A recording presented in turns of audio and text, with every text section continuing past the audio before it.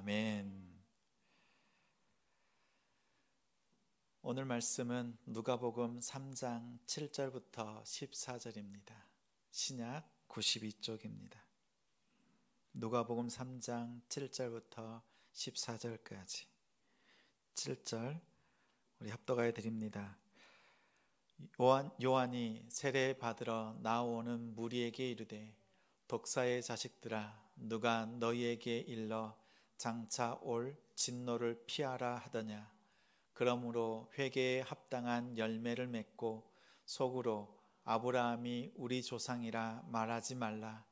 내가 너희에게 이르노니 하나님이 능히 이 돌들로도 아브라함의 자손이 되게 하시리라. 이미 도끼가 나무 뿌리에 놓였으니 좋은 열매 맺지 아니하는 나무마다 찍혀 불에 던져지리라. 무리가 물어 이르되 그러면 우리가 무엇을 하리이까? 대답하여 이르되 옷 2벌 있는 자는 옷 없는 자에게 나눠줄 것이요 먹을 것이 있는 자도 그렇게 할 것이니라 하고, 세리들도 세례를 받고자 하여 와서 이르되 선생이여 우리는 무엇을 하리이까 하매, 군인들도 물어 이르되 우리는 무엇을 하리이까 하매 이르되 사람에게서 강탈하지 말며 거짓으로 고발하지 말고 받는 급료를 족한 줄로 알라 하니라. 아멘. 하나님 나라에서 행복을 누리려면, 하나님 나라에서 행복을 누리려면 이란 제목으로 말씀 전하겠습니다. 제자같이, 가정같이, 사도같이 같이 이루는 지성, 하나님을 예배하는 우리 성도님들을 주님의 이름으로 사랑하고 축복합니다. 지난주 말씀은 약속의 땅 가나안 땅에 들어가는 입구 길갈에서 누렸던 은혜를 살폈습니다. 과거의 수치를 할례를 통해 끊었고 이제 유월절 십자가 구원의 은혜로 들어가고, 만나가 중단되었지만 보조박해와 같았던 만나가 중단되었지만 새로운 축복의 시작, 소망을 품고 나아가는 가나안이었습니다. 이제 우리는 길갈을 지나 가나안으로 들어왔습니다. 이 가나안 땅에서 우리는 하나님의 나라를 세웁니다. 하나님의 백성은 하나님의 나라를 세우는 일에 동참합니다. 그곳에서 하나님이 주시는 행복을 누립니다.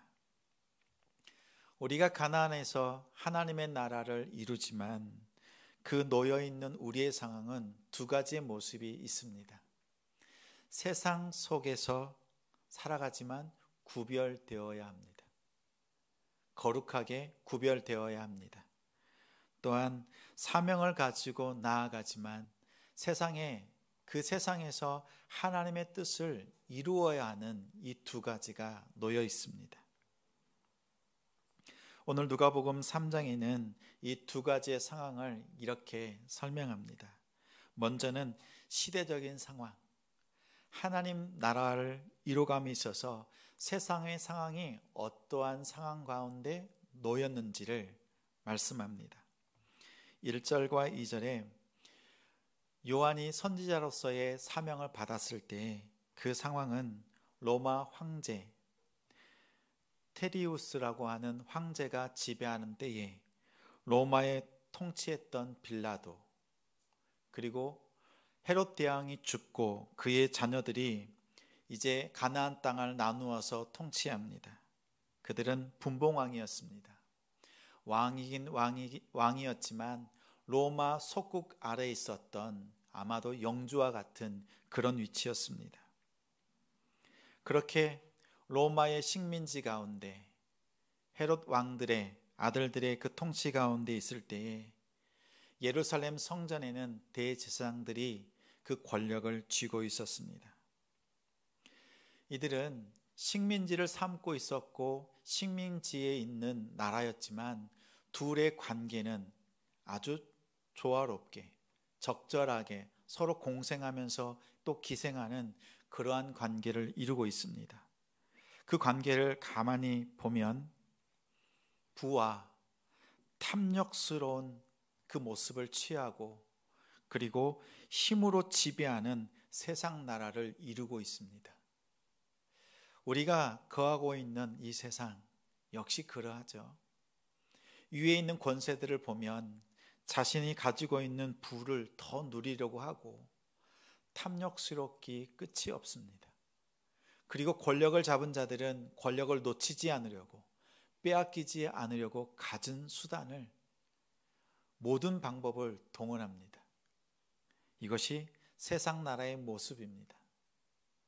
과거에 세례 요한의 때에도, 말씀이 임하는 때에도 그 나라는 이러했습니다.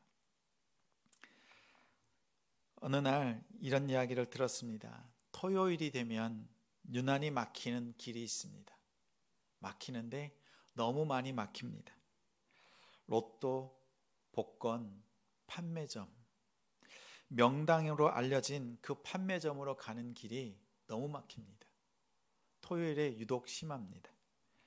1등 당첨자가 40명 이상 나온 곳, 그러자 그곳에 사람들의 발길이 끊이지 않습니다. 복권 한 번쯤 사보셨죠? 당첨이 희박한 걸 압니다.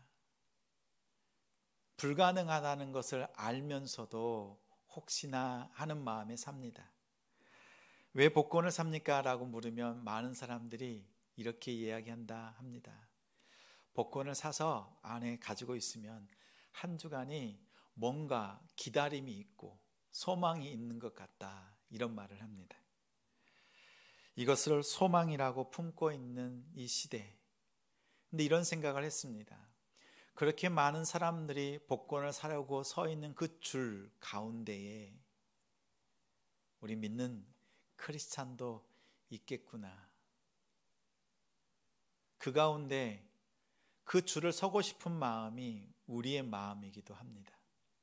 복권을 살면 안 된다, 이렇게 말씀드린 것 아닙니다. 그것에 마음 빼앗기지 않고 하나님께서 기뻐하시는 그 모습으로 살아가는 그 모습이 우리에게 회복되어야 합니다. 부와 탐욕과 힘이 지배하는 세상 나라에서 우리는 그들과 똑같은 모습으로 살아가려고 애씁니다. 어쩌면 더 많은 것을 얻어보려고 부지런히 애쓰는 마음이 우리의 마음, 그리고 세상을 향하여서 다름질하는 우리의 손과 발, 그렇게 보입니다. 이렇게 세상 나라가 든든하게, 세상 나라가 꽉 장악하고 있는 그때에 또 다른 상황, 또 다른 나라가 임합니다. 다음은 말씀의 상황이 임하는데 2절에, 3장 2절에 하나님의 말씀이 빈들에서 사가랴의 아들 요한에게 임한지라. 광야에 지냈던 그 요한에게 말씀이 임합니다.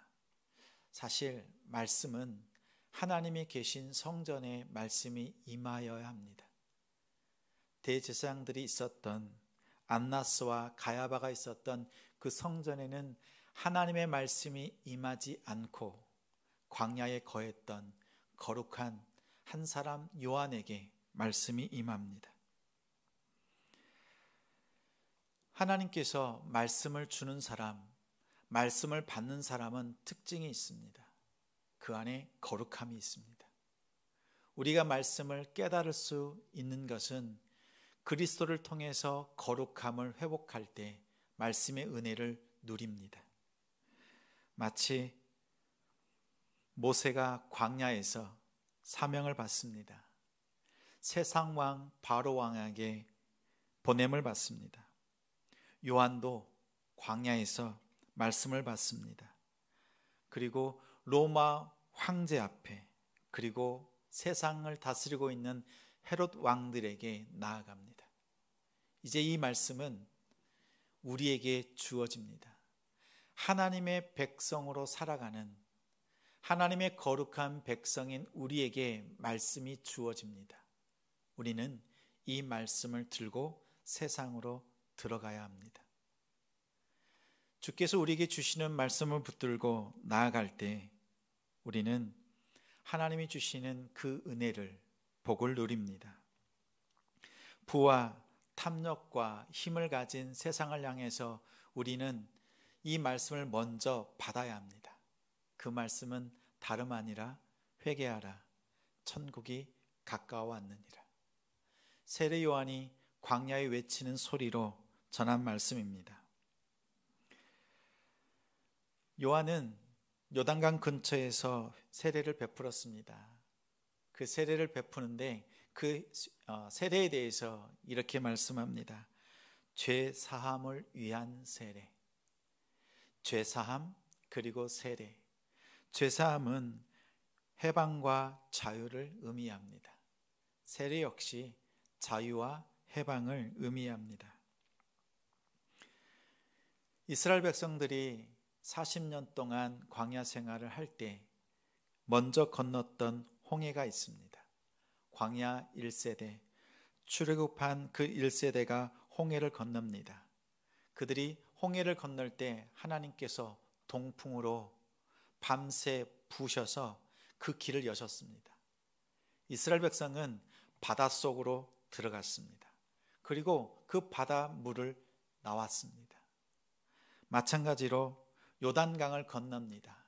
이제는 1세대는 광야에서 다 죽고 광야의 2세대, 그들이 요단강 물을 1세대처럼 건넙니다.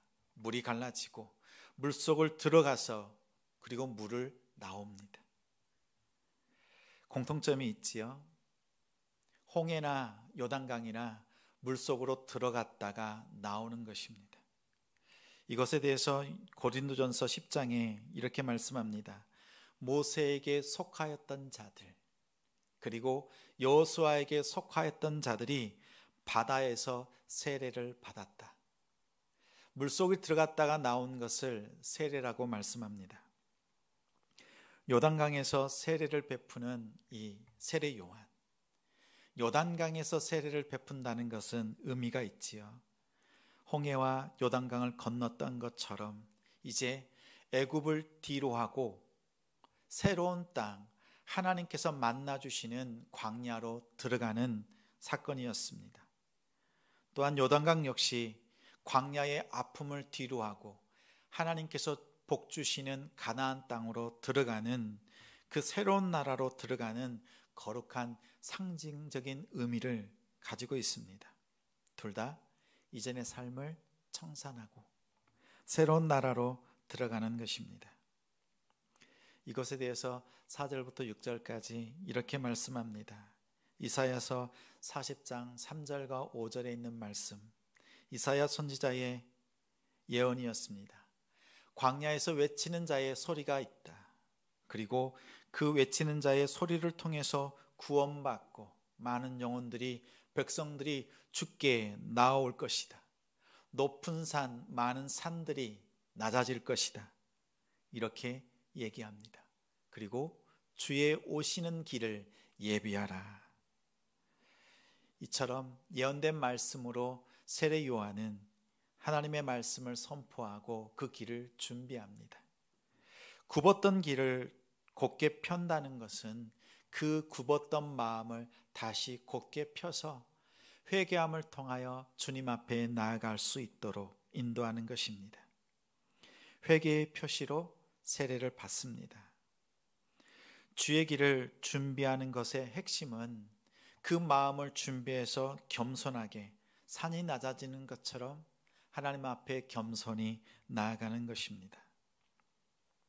이처럼 우리가 살고 있는 이 세상은 세상의 나라와 이렇게 말씀을 가지고 오는 하나님의 나라가 둘이 부딪히고 또한 그 가운데서 싸움을 이루고 있는 그런 상황입니다. 이때 말씀은 우리에게 이렇게 말합니다. 두 주인을 섬길 수 없다. 세상을 택하든지 하나님을 택하든지, 하나님의 백성이라면 하나님의 나라에서 하나님이 주시는 복을 받아 누려야 합니다. 세례 요한의 회개하라 천국이 가까웠느니라 이 말씀을 듣고 많은 사람들이 세례를 받으려고 나옵니다. 그 가운데에는 바리새인과 사두개인들이 있었습니다. 그들을 향해서 요한은 말합니다. 독사의 자식들아, 너희가 속으로 아브라함의 자손이라고 말하면서도 실상은 삶으로 돌이키지 않고 회개하지 않고 있으니 하나님께서 저 바깥에 있는 돌들로도 아브라함의 자손을 만드실 것이다. 그러면 할례를 받고 아브라함의 자손이라고 하는 그 정체성은 아무것도 아니라고 말합니다. 그런 거짓된 안전에 속지 말고 삶을 돌이키라고 말씀합니다. 회개에 합당한 열매, 그것은 하나님의 백성의 변화를 의미합니다.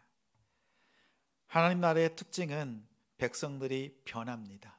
그리고 하나님의 나라 역시 변합니다. 백성이 변하면 나라가 변합니다. 그러하기에 하나님께서 왕궁에 있는 자들을 찾아오지 않으시고 광야에 있는 세례 요한을, 그리고 가장 천하고 연약한 자들을 찾으셔서 그들을 향해서 변화를 촉구하십니다. 그 변화에는 하나님께서 주시는 행복, 복이 담겨 있습니다. 하나님 나라의 행복을 누리려면 첫째, 소유보다 나눔으로 살아야 합니다. 10절 11절에 무리가 물어서 이렇게 묻습니다. 우리가 무엇을 해야 합니까? 그러자 요한이 대답합니다. 옷 2벌 있는 사람은 나누어 주라. 먹을 것이 있는 자도 그렇게 나누어 주라. 신대원에 처음 입학을 해서 1학년 첫 강의 때의 시간이 생각이 납니다. 교수님께서 신학생들을 향해서 이렇게 말합니다. 여러분은 신학생으로 입학했지요? 무엇을 기대하고 왔습니까? 무엇을 찾고 있습니까? 신학? 아니면 큰 목회? 부흥? 이런 것들을 찾기 위해서 신학교에 왔습니까? 그러면서 이렇게 말씀합니다. 한 가지 여러분에게 질문합니다. 여러분이 볼 때 이 시대가 어떠한 시대가 되어야 한다고 생각합니까? 그 질문에 아무도 답하지 않습니다. 침묵하고 있습니다. 그때 교수님께서 칠판에 큰 글씨를 씁니다. 그 글씨는 2글자, 나눔이었습니다. 그리고 이렇게 말씀합니다. 세상 많은 사람들이 모두들 소유에 집착할 때 여러분만큼은 나눔을 실천해야 합니다. 여러분은 나눔을 실천하십시오. 이 권면이 첫 시간 신학 교육을 듣는 그 교실에 있는 저희들의 마음을 울렸습니다. 30년이 지났지만 그 외침은 그대로 마음에 남아 있습니다. 이런 영상이 있었습니다. 몰래카메라, 노숙자를 위한 이벤트, 몰래카메라를 준비했습니다. 한 어린 소녀가 쪼그려 앉아서 벽에 기대서 앉아 있습니다. 그리고 종이 박스에서 뜯어낸 그 종이에다가 글을 썼습니다. 먹을 것이 없습니다. 입을 것이 없습니다. 도와주십시오. 그리고 그 피켓을 들고 쪼그려 앉아 있습니다. 길에 수많은 사람들이 오고 갑니다. 그 장면을 몰래카메라로 찍고 있습니다. 사람들이 어떻게 반응하는가 보았습니다. 사람들이 많이 지나가지만 아무도 그 소녀를 보지 않고 그냥 갑니다. 가끔 힐끗 쳐다보고 그냥 갑니다. 그러던 중에 한 여인이 가까이 다가오더니 그 아이의 편말에 있는 것을 읽고 지나갑니다. 조금 후에 다시 와서 소녀 곁에 쪼그려 앉습니다. 그 손에는 자그마한 음식이 들려 있었습니다. 준비한 음식을 나누어 줍니다. 그때 제작진들이 나타납니다. 그래서 이것은 몰래카메라라고 얘기를 하면서 이벤트를 준비했습니다. 이렇게 선행을 하는 당신에게 선물을 주고 싶습니다. 그래서 $100를 건넵니다. 극구 막 사양을 합니다. 그런데 제작진들이 깜짝 놀랐습니다. 그 여인의 정체는 노숙자였습니다. 무엇인가 많은 것이 있어서 나눈 것이 아니라 자신이 가진 것이 얼마 없지만 오늘 하루 먹고 살아야 될 것 그것밖에 없지만 이 어린 소녀를 향하여서 그 아픔을 알기에 같이 옆에 쪼그려 앉고 그 음식을 함께 나눕니다. 아픔을 아는 사람이 아픔을 품을 수 있습니다. 우리의 아픔을 잘 아시는 예수님께서 하늘의 보좌 위에서 말씀만 하지 않으시고 우리의 아픔을 그대로 안고 우리 옆에 쪼그려 앉으신 자리가 십자가입니다. 인간의 모습으로 오셔서 우리의 아픔을 그대로 감내하시고 우리의 아픔을 함께 짊어지셨고 하나님께서 우리를 향해서 내가 너의 아픔을 안다 이렇게 말씀하셨습니다. 바른 말을 하는 사람은 많습니다. 왜 노숙을 합니까? 왜 일하지 않습니까? 왜 절망하고 있습니까? 일어나십시오. 이런 말은 누구나 다 합니다. 제가 집에서 이런 말을 많이 하는지 인기가 없습니다. 바른 말보다 그냥 아픔을 품고 함께 쪼그려 앉아 있을 수 있는 그 사람, 그것이 그 자리를 감당하는 우리가 되기를 원합니다.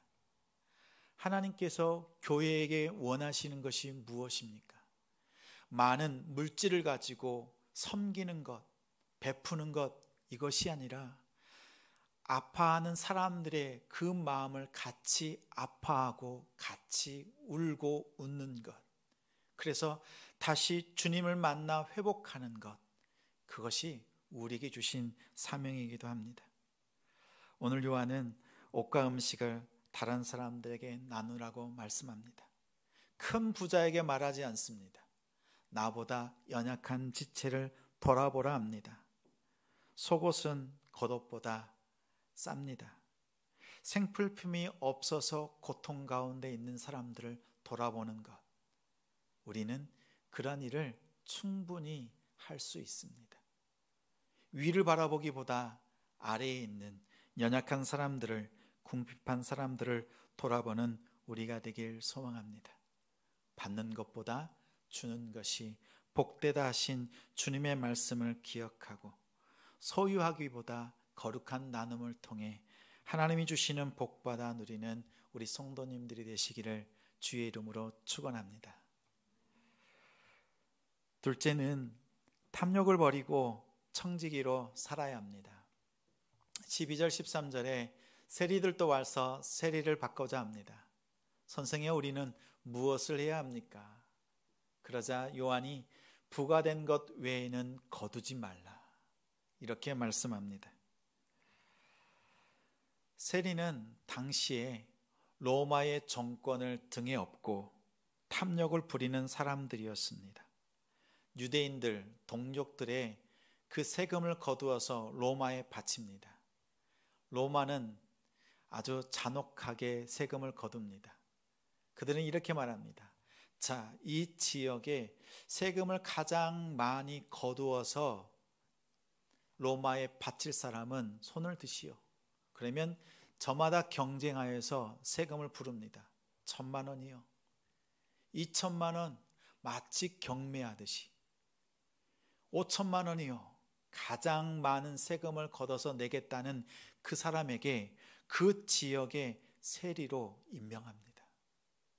그러면 그런 목표를 또 로마에게 내야 될 그 많은 세금을 거두어야 합니다. 걷고 난 다음 자신도 탐욕이 있기 때문에 더 많은 것을 거두었습니다. 악랄하게 세금을 거두었습니다. 이들이 나와서 세례를 받으려고 할 때 제가 만약 요한이었다면 이렇게 말했어야 합니다. 세리 직업을 당장 그만두십시오.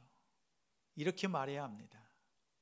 유대 동족들이 가장 죄인 중에 죄인이라고 치부하는 그 세리라고 하는 직업, 동족들을 괴롭히는 그 직업을 그만두라고 해야 됩니다.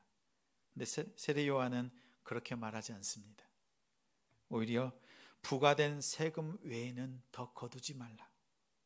세리라는 직업을 버리라고 말하지 않고 오히려 그 천박한 직업 안에서 정의를 이루라고 말합니다. 디모데전서 6장 10절에 돈을 사랑함이 일만하게 뿌리가 되나니 이것을 탐내는 자들, 스스로 미혹받은 자들이 스스로 근심으로 자신을 찔렀다 말씀합니다. 탐욕은 그 물질이 자신의 것이라고 여기는 데 있습니다. 그렇다고 어느 스님의 말씀처럼 무소유를 말하지 않습니다. 우리는 소유해야 합니다. 근데 그 소유가 누구의 것인지를 분명히 하는 것입니다. 내가 가진 것, 그것이 내 것이 아니라 내게 맡기신 분이 있다는 것을 기억해야 합니다. 그것을 우리는 청지기라고 합니다. 청지기는 주인의 것을 맡았습니다. 그리고 내가 사용하지만 주인의 뜻에 맞게 사용하는 것이 청지기의 직분입니다. 자녀에게 용돈을 줍니다. 그 용돈을 받은 자녀가 어떻게 용돈을 사용하는지 살핍니다. 과자, 게임, 자기가 좋아하는 것들에 용돈을 씁니다.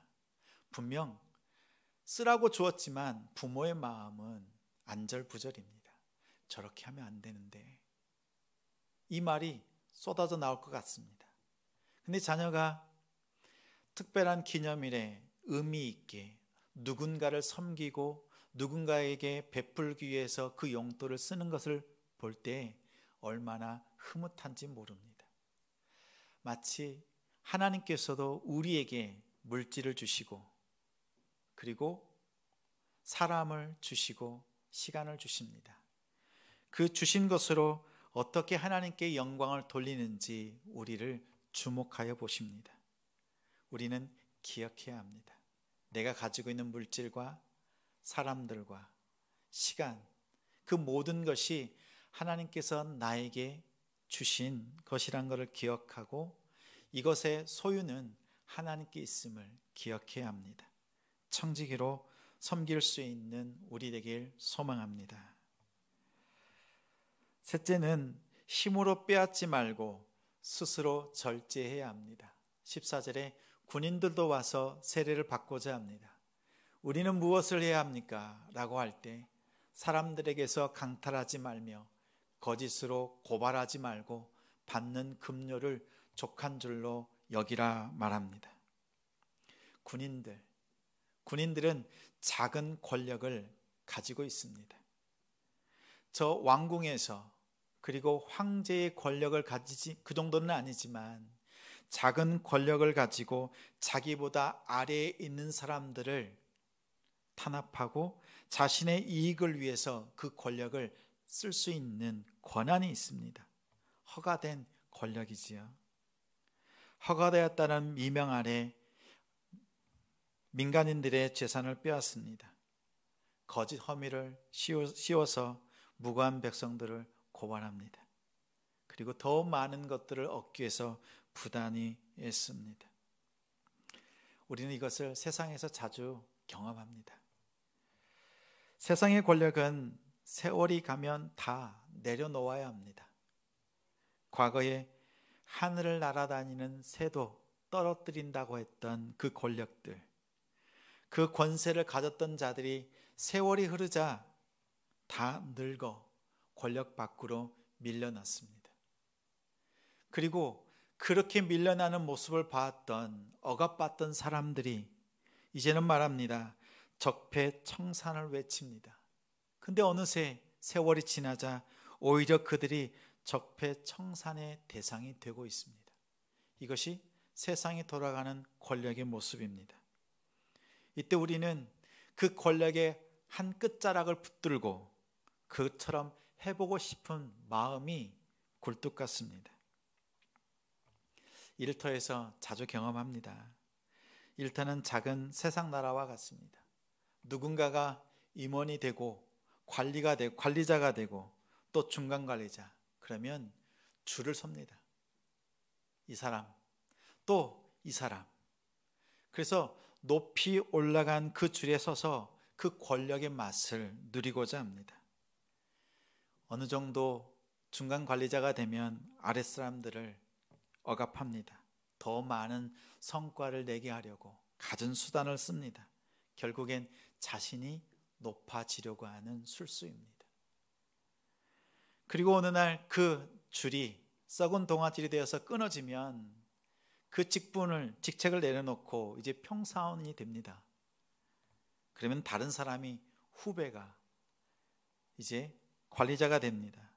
그러면 이 관리자가 되어서 과거에 자신을 괴롭혔던 사람을 또 보복합니다. 이런 모습이 일터에서 우리의 생활 가운데서 자주 경험하고 보입니다. 사울 왕과 다윗은 장인과 사위 관계입니다. 아주 친밀한 가까운 관계입니다.